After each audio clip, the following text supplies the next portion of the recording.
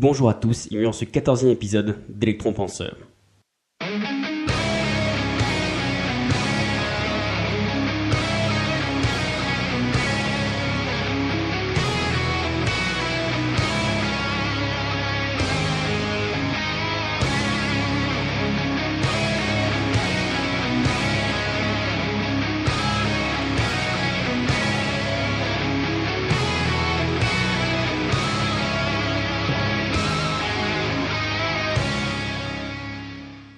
Une nouvelle intro, pas de citation, un son meilleur. Décidément, il y a quelque chose de spécial cet épisode, non? Donc pour commencer, pour le son, c'est très simple. C'est juste que voilà, il y a quelques temps, c'était mon anniversaire. Et j'ai un de mes amis qui sait que voilà, je fais des podcasts, qui m'a offert, on va dire, le kit de base du podcasteur. Donc c'est juste un petit micro, un pied et ce qu'on appelle un cache anti-pop. C'est-à-dire normalement quand je fais des ba ou des p, ça devrait exploser un peu moins dans vos oreilles. Et donc du coup, le son devrait être un peu moins insupportable. Donc voilà, dites-moi ce que vous en pensez en commentaire de cet épisode ou autre. Ensuite, le deuxième point, c'est qu'il y a certains d'entre vous qui vont sûrement avoir les vacances de Pâques. Donc je ne sais pas quand est-ce que vous écoutez ça, mais là on est en début avril, donc vous allez bientôt y avoir les vacances de Pâques. Donc vous allez pouvoir en profiter pour vous détendre, vous reposer, être au calme, tranquille. Mais en contrepartie, je sais aussi qu'il y a d'autres personnes qui sûrement ne pourront pas partir en vacances ou qui n'ont même pas ces vacances. Donc du coup, voilà, j'étais face à un problème, c'est-à-dire comment concilier les deux, comment continuer à faire des épisodes pour ceux qui partent pas en vacances parce qu'il n'y a pas de raison.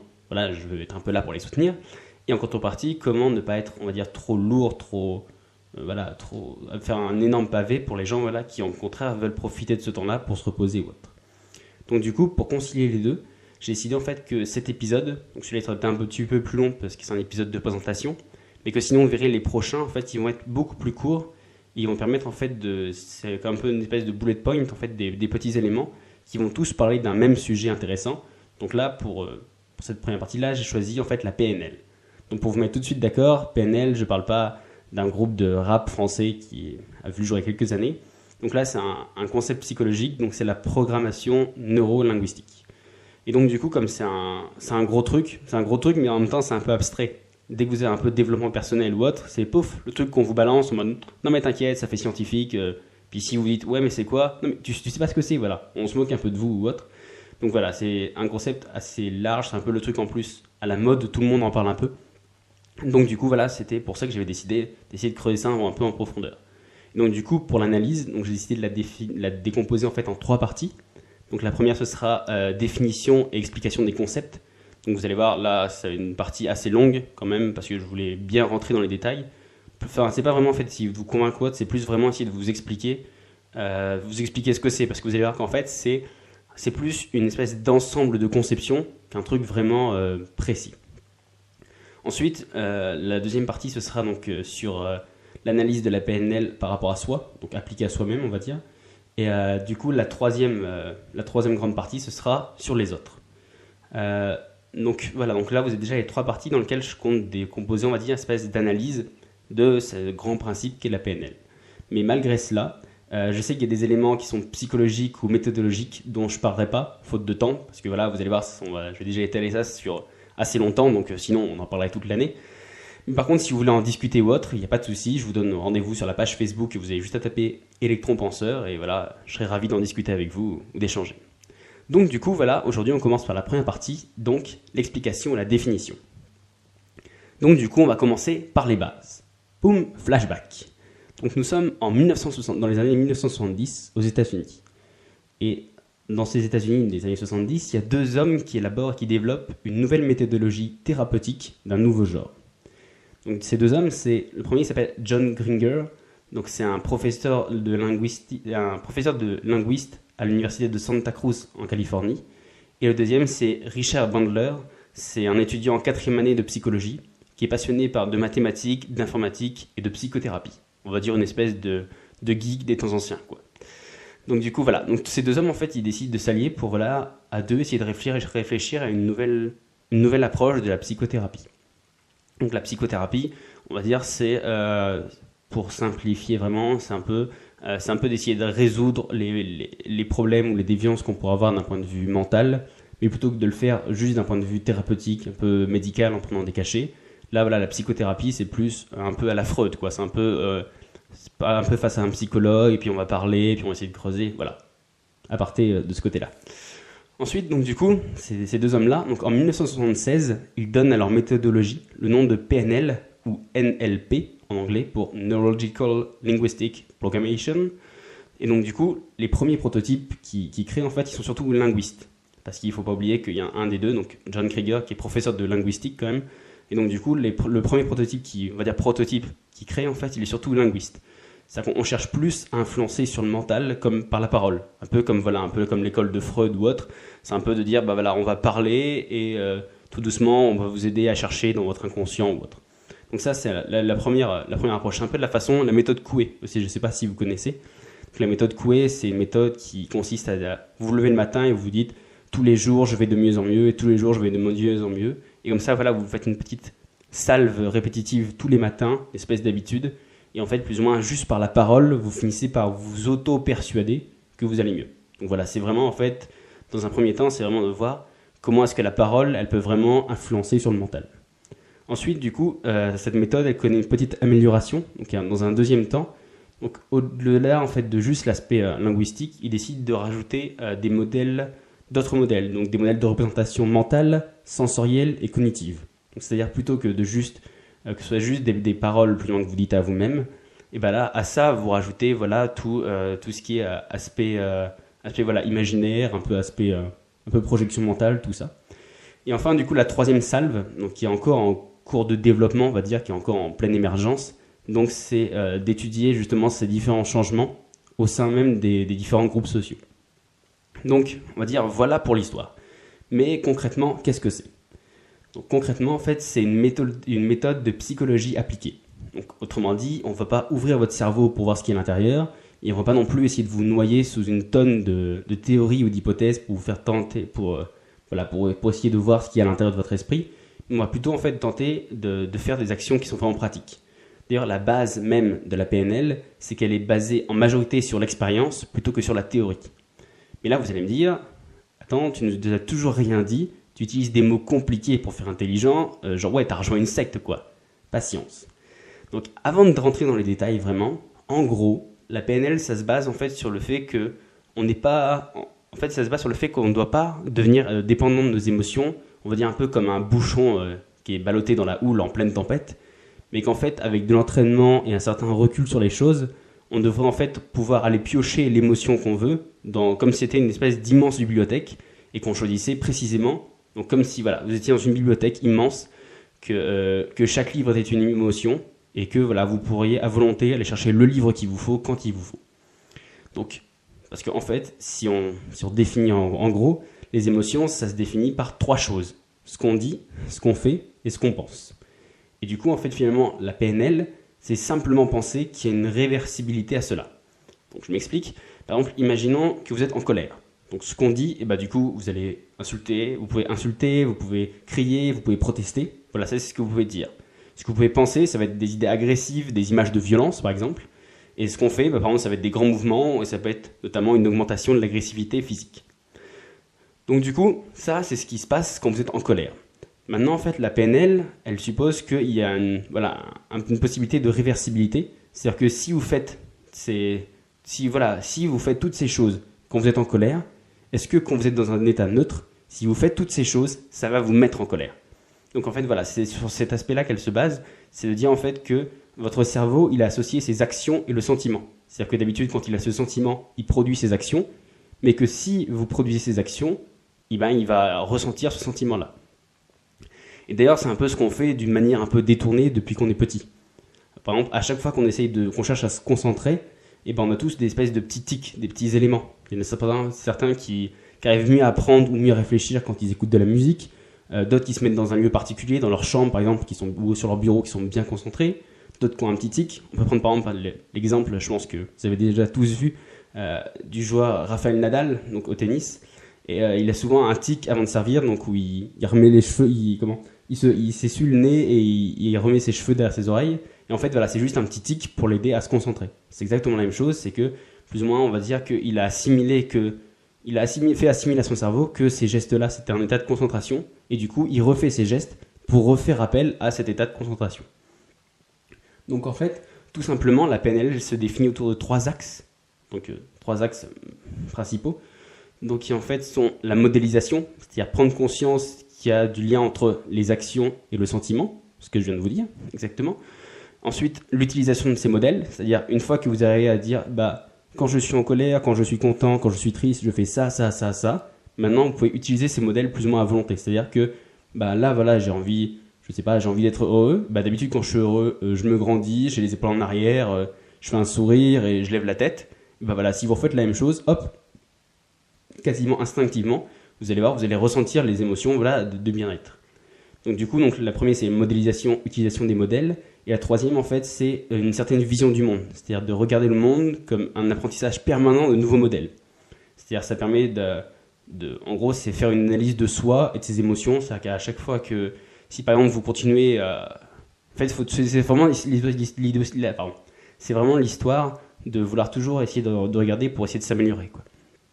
C'est-à-dire que, voilà, si à un moment, dans le cours de votre vie, vous avez quelque chose, voilà, une espèce d'énorme sentiment, je sais pas, quand vous avez quelque chose, voilà, il y a pas une augmentation, mais voilà, quelque chose qui vraiment vous touche, qui vraiment vous met dans une espèce d'état transcendantal, et c'est voilà, de continuer à essayer de refaire cet exercice de modélisation, de dire, voilà, je suis dans cet état-là, qu'est-ce que je fais? Et de vous dire après, voilà, maintenant que j'ai analysé tout ce que je faisais quand j'étais dans cet état-là, maintenant, je voudrais le réutiliser à volonté, repiocher dans ces petits modèles, pour voilà, l'utiliser à volonté quand j'ai besoin, voilà, d'être concentré ou d'être inspiré ou autre.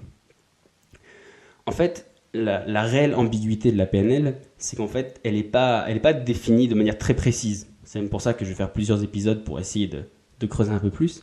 Parce qu'en fait, c'est vague, c'est un ensemble de concepts. En fait, elle n'est pas aussi précise que par exemple le complexe d'Oedipe ou le syndrome de Stockholm. Donc pour ceux qui ne savent pas, le complexe d'Oedipe, c'est Freud qui a développé par rapport à une espèce d'amour refoulé entre les parents et les enfants. Et le syndrome de Stockholm, c'est le fait que un prisonnier, il tombe amoureux de son geôlier. Voilà, c'est un peu l'idée. Donc vous voyez, c'est des choses qui peuvent être définies en une phrase.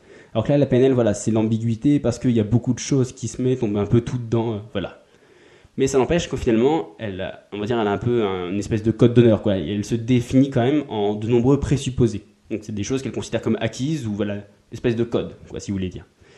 Donc, je vous le dis tout de suite, mon but, c'est pas d'essayer de vous convaincre, c'est pas de vous faire adhérer à un certain style de pensée, ni même de vous montrer que ça marche. Là, mon seul but pour lequel je fais cette petite série d'épisodes, c'est juste parce que je suis un passeur de savoir, en gros. Je veux juste vous expliquer, voilà, les différents éléments, juste vous montrer, en gros, ce qu'il y a derrière juste ces 3 lettres, et voilà, tous les éléments qu'on peut mettre dedans, les bons côtés, les mauvais côtés ou autres. Et donc, du coup, en fait, comme c'est un concept qui est assez étendu et divers, comme je l'ai dit, en fait, j'ai décidé de faire un petit épisode pour chacun des différents principes, donc des présupposés de la PNL, afin que vous puissiez, comme moi je l'ai fait exactement, c'est-à-dire pouvoir piocher précisément dans ce qui vous intéresse ou non. Plutôt que de juste vous mettre ça en bloc, comme là, voilà, j'aurais pu faire juste en vous définissant ce que c'est, en disant, voilà, ça c'est... Maintenant, soit vous êtes pour, soit vous êtes contre. Voilà, j'ai décidé de vraiment vous montrer un peu toutes les facettes qu'il y a, pour que vous puissiez piocher à volonté ce qu'il y a dedans. Par ailleurs, je le dis tout de suite, en fait, c'est une liste qui est non exhaustive, c'est-à-dire que dedans, il y a d'autres principes, il y a d'autres présupposés de la PNL que je ne vais pas citer, soit parce que je ne les ai pas trouvés, soit parce que je n'ai pas trouvé en quoi ils pouvaient vraiment être utiles, comment ils pouvaient être applicables, quoi, ou tout simplement parce que je n'ai pas compris tellement ça part en truc spirituel un peu fou.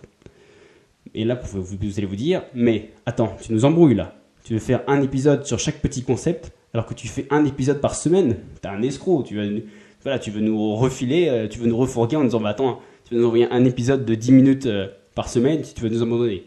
Et vous avez raison. Donc, spécialement pour cette petite mini-série de principes de la PNL, vous aurez le droit, non pas 1, mais à 2 épisodes par semaine. Donc, un le mercredi, donc à la même heure à 18h, parce qu'on ne change pas les habitudes, et un autre le samedi soir vers 18h à peu près. Donc voilà, histoire de casser un peu le week-end, d'être tranquille, à la cool chez soi. Donc du coup, voilà pour cette petite mini-série. Vous avez la chance de pouvoir m'entendre 2 fois par semaine. Enfin, la chance, ou pas. Voilà, après, vous êtes juge. Donc, comme à la fin de chaque petit épisode, maintenant vous commencez à me connaître, donc un petit call to action. Donc un petit passage à l'action de tout ce que je viens de vous raconter jusqu'à présent. Donc du coup, je vais vous dire tout de suite, en fait, la PNL, c'est une approche psychologique qui est très, très controversée. La preuve, c'est que Wikipédia lui-même, il met en doute au début de ses articles sur la véracité et en disant que voilà, il y a un conflit d'intérêts. Donc, et vous-même, vous savez que pour faire douter Wikipédia d'une info, il faut y aller. Hein. Toi-même, tu sais. Donc du coup, dans la même ne serait-ce quand on va voir, je cite un peu Wikipédia parce que c'est un peu la chose que tout le monde va voir ou autre, quand on va voir justement dans la bibliographie de la page de Wikipédia, la catégorie donc dans la bibliographie qui comporte le plus d'ouvrages, c'est la partie critique. Donc du coup, voilà, pour vous dire qu'il n'y a pas que des gens qui disent c'est magnifique, il y a aussi pas mal de mecs qui disent ouais, vous faites un peu n'importe quoi. Et donc du coup, en fait, dans toutes les choses qu'on lui reproche souvent, qu'elle a aucune base théorique, donc elle se base juste sur des trucs empiriques, qu'elle a aucune prétention scientifique, qu'il n'y a jamais eu d'études ou d'expériences scientifiques pour démontrer ça, que finalement ses conséquences thérapeutiques, elles n'ont pas pu être démontrées. Donc là, ils disent ah oui, donc ça marche si vous êtes dépressif ou autre. Mais il n'y a aucune étude qui a prouvé que vraiment les dépressifs qui faisaient ça, ils allaient mieux. On le reproche aussi de faire référence à des théories qui sont dépassées. Donc voilà, comme là je vous disais exactement comme les concepts de Freud, alors que voilà, plus ça avance, plus on s'aperçoit que la majorité de ce que Freud a dit n'était pas vraiment juste. Et enfin, on lui reproche aussi souvent d'avoir une tendance à permettre la manipulation des esprits. Donc voilà, parce que justement, ne serait-ce que parce qu'on vous dit ah voilà, vous pouvez apprendre à contrôler vos émotions, à montrer ce que vous ressentez, ce que vous ressentez pas.